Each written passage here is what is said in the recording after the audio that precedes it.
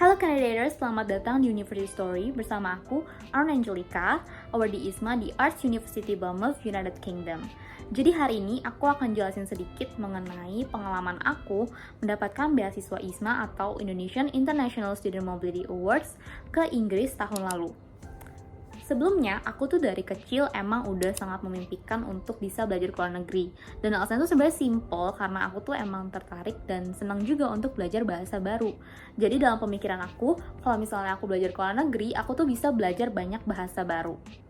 Kemudian, semakin aku besar, aku tuh mulai sadar kalau ternyata untuk aku belajar ke luar negeri itu butuh biaya yang nggak sedikit loh, butuh biaya yang lumayan besar. Dan akhirnya dari situ pun aku mulai research lah, bagaimana caranya aku bisa ke luar negeri dengan biaya yang nggak terlalu besar.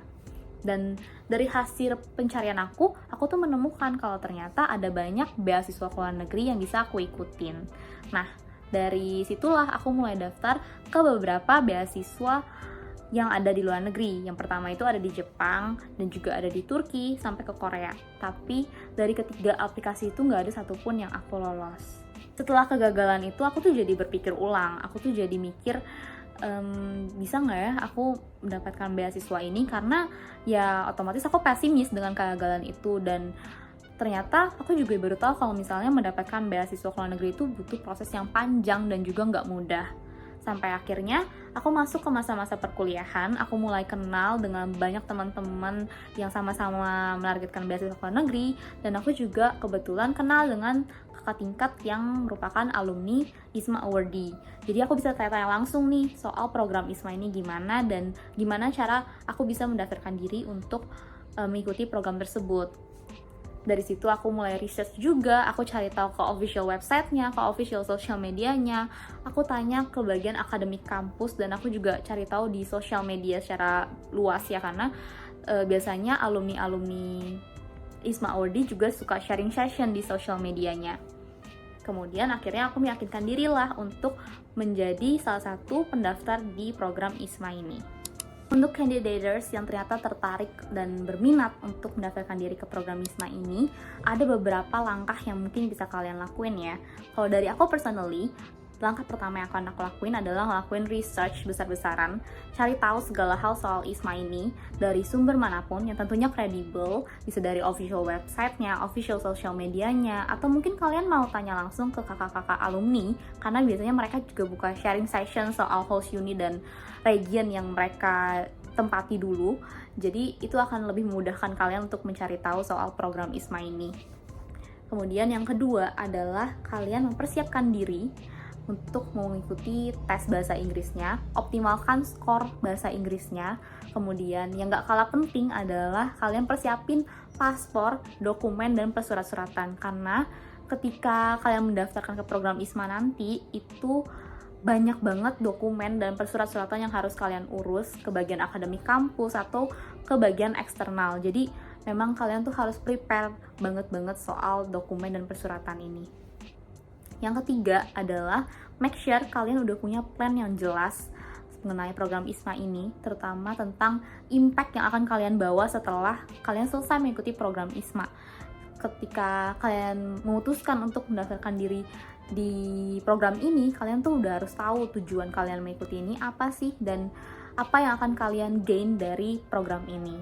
Oke, selanjutnya adalah cerita seru selama aku memperjuangkan beasiswa ISMA ini.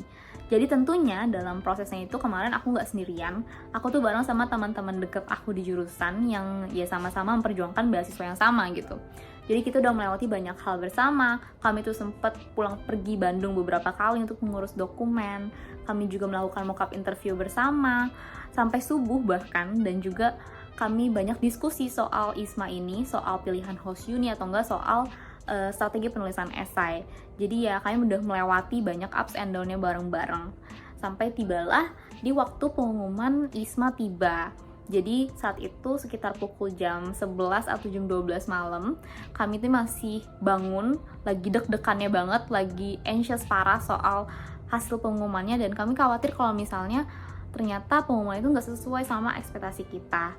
Dan di situ kami cuma bisa chat di grup open convo kayak gimana hasilnya, udah ada yang buka belum gitu kan. Kami tanya masing-masing tapi belum ada jawaban sama sekali ya, karena mereka juga sama-sama deg-degan parah gitu. Sampai akhirnya satu persatu dari kita mulai jawab, tapi cuma dengan screenshotan official website-nya. Jadi itu cuma screenshotan announcement-nya aja yang menuliskan kalau congratulations, kamu diterima di bla bla bla bla. Jadi ya, puji Tuhannya, hampir semua dari kita itu keterima di program ISMA ini di universitas yang berbeda-beda, tapi ya di beasiswa yang sama gitu. Dan itu menjadi cerita yang seru dan memorable buat aku personally, karena dari cerita itu kami jadi bisa mewujudkan impian kita bareng-bareng, karena kita juga sama-sama tahu seberapa berusahanya mereka dalam menggapai mimpinya, dan begitu pun sebaliknya gitu. Selanjutnya, kalau ngomongin soal motivasi dan tujuan, aku tuh personally adalah orang yang menganggap kalau misalnya motivasi dan tujuan itu merupakan salah satu aspek yang bikin aku tuh bisa on track. Jadi ketika aku memutuskan untuk mempunyai satu goals utama, aku tuh harus tahu dulu motivasi dan tujuan aku untuk mencapai goals itu, supaya ketika di tengah jalan itu aku ngerasa aku capek banget atau aku ke-distract dengan beberapa hal, aku tuh akan ingat kembali dengan tujuan yang akan aku lakukan setelah aku mencapai goals utama itu. Jadi ya sebetulnya wajar aja kalau misalnya dalam prosesnya itu kita ngerasa overwhelmed, kita ngerasa capek dengan prosesnya ini, asalkan kita ingat dan tahu apa tujuan kita, apa motivasi kita mengikuti proses ini, dan bisa balik lagi fokus ke goals utama kita itu. Lastly, untuk candidators dan semua calon pendaftar beasiswa di luar sana, aku cuma mau sampaikan supaya kalian itu jangan pernah takut buat mencoba. Selagi kita masih muda, try every single thing you want. Mungkin sekarang kalian masih mikirnya kayak bisa mendapatkan beasiswa ke luar negeri itu merupakan satu hal yang impossible. Kayak itu nggak mungkin bisa kalian dapetin, nggak mungkin bisa kalian gapai. Tapi nggak ada yang tahu, masih ada change-nya, dan ya, at least you guys have tried. Soalnya rasa sedih ketika kalian menyesal gak ngelakuin sesuatu hal itu akan jauh lebih menyedihkan dibanding ketika kalian sedih karena gagal akan suatu hal. Jadi ya, selagi kita punya kesempatannya, just do, just try, lalu kasih yang terbaik, dan sisanya let God do the rest. Segitu aja dari aku. See you dan thank you.